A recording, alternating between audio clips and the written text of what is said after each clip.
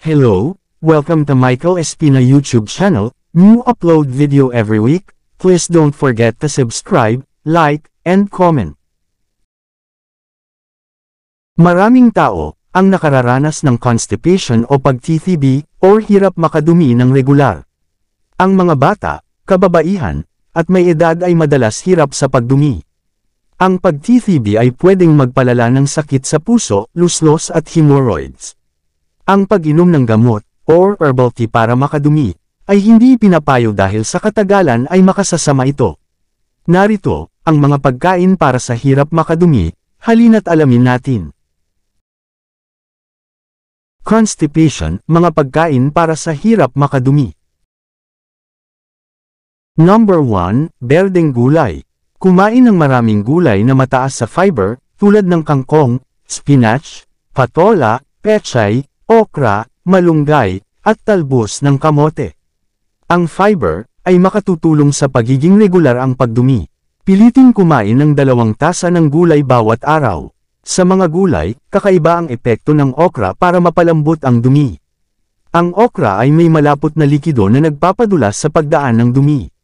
Ang spinach ay may sangkap na magnesium na nagpapabilis ng galaw ng bituka.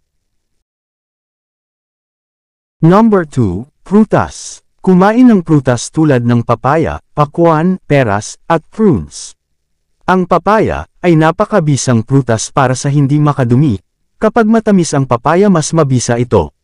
Kapag kumain ka ng 1 o 2 hiwa ng papaya, sigurado lalambot ang iyong dumi.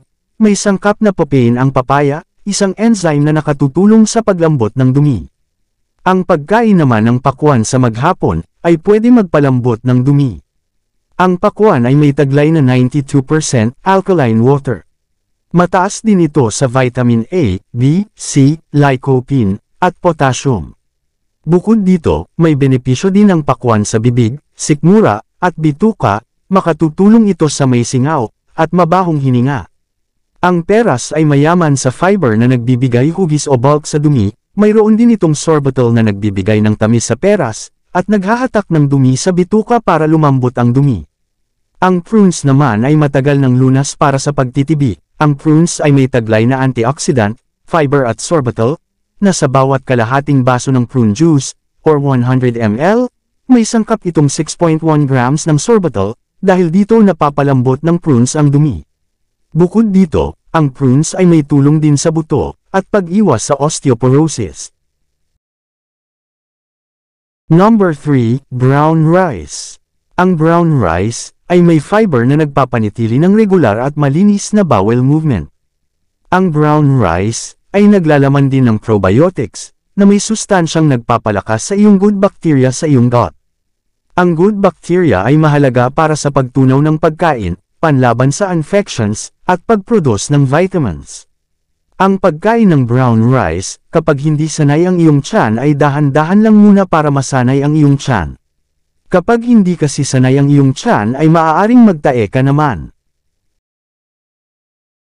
Number 4, oatmeal. Ang oatmeal ay may sangkap na beta-glucan, isang soluble fiber, na nagtatanggal ng kolesterol sa ating katawan, at makatutulong din sa pagdumi.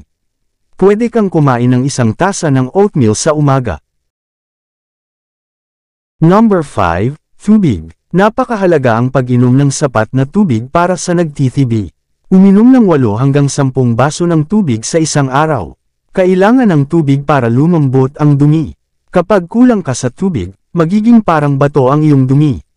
Kailangan humalo muna sa tubig ang mga pagkaing mataas sa fiber, tulad ng gulay, prutas, at oatmeal para maging malambot ang dumi. Number 6, yogurt. Ang yogurt ay may benepisyo sa ating tiyan at bituka, dahil may taglay itong good bacteria. Ang yogurt ay may beneficial bacteria, na maaaring makatulong para ma-improve ang gut health, at mapalambot ang dumi.